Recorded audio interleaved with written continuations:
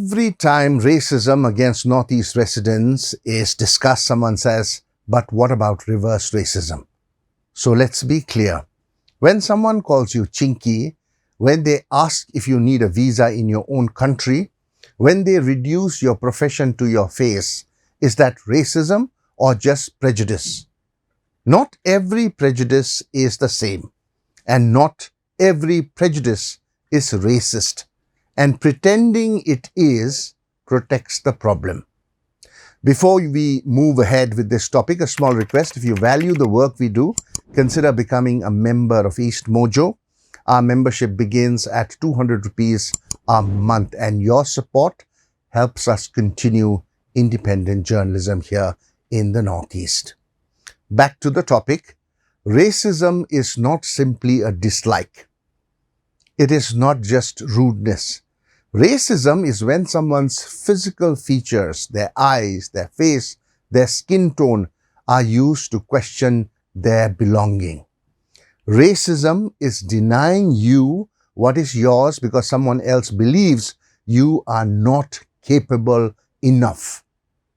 Racism is denying your struggles because someone believes that they are not really an issue.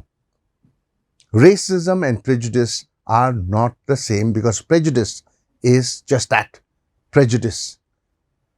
Racism is structural. It allows you to push your prejudices in ways that make the life of someone else much more difficult.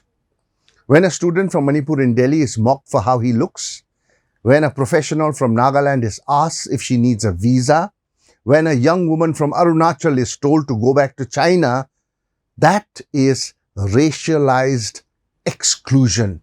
Let that be very clear. It sends a message. You don't look like us, so you don't belong. Now that is racism. And racism is not only about violence. It is about everyday humiliation. It is about questioning choices. Now let's talk about food. Northeastern food is often mocked as smelly. Entire cuisines are reduced to stereotypes. Now food, remember, is not trivial. Food is our culture. Food is home. When you mock someone's food, you mock their identity. Now let's talk about work. How often are young women from the Northeast casually assumed to work in massage parlors? I mean, there's nothing wrong with that.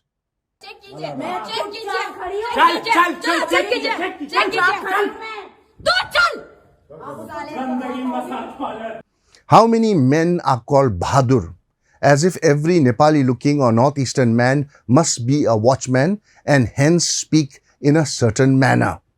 These are not harmless jokes.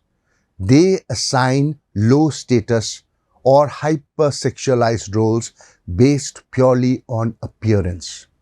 A lawyer becomes a massage girl. An MBA becomes a bahadur. A journalist becomes Chinese. Professional identity disappears and only appearance remains.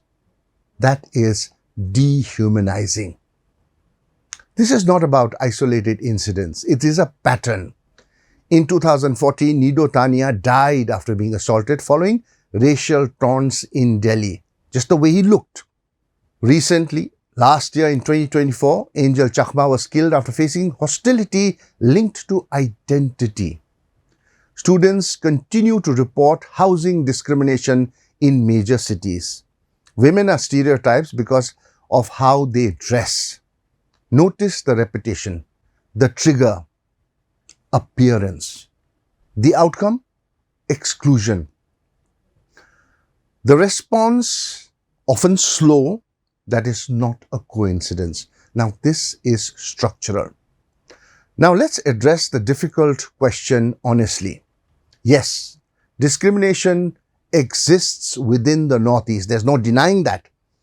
And some of it is due to prejudice. But there are tribal versus non-tribal tensions, ILP debates, land protection laws, ethnic clashes, and many more. These conflicts are real and serious. They can also turn violent, and yes, they must be addressed. But ask yourself, are people told they are not Indian because of their eyes? Are they nationally stereotyped as foreign? Are they denied belonging to the country because of facial features? No. Most conflicts here are about land, representation, autonomy, or access to resources. Now, these are all political disputes. These are ethnic disputes. These are not rooted in a racial hierarchy imposed by a dominant national imagination. They are not saying, you don't look Indian. That distinction matters. The phrase reverse racism suggests symmetry. It suggests equal power. But racism is not just about hurt feelings. It involves narrative dominance, cultural majority power, institutional backing, representation in media and governance. People from the Northeast do not control the national imagination. We are barely represented in mainstream cinema, and our voices barely exist in national newsrooms. Underrepresented in bureaucracy. Racism, therefore, flows from power. Calling everything reverse racism creates false equivalence, and false equivalence ensures that nothing changes.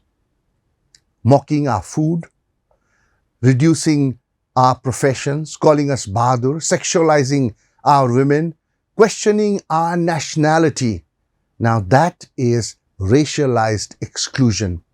And until India asks uncomfortable questions, the conversation will keep going in circles.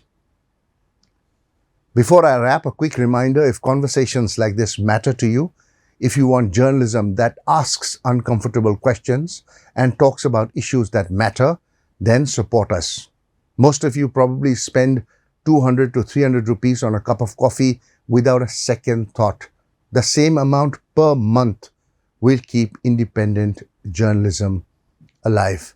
Become a member of EastMojo, and together, let's discuss issues that matter.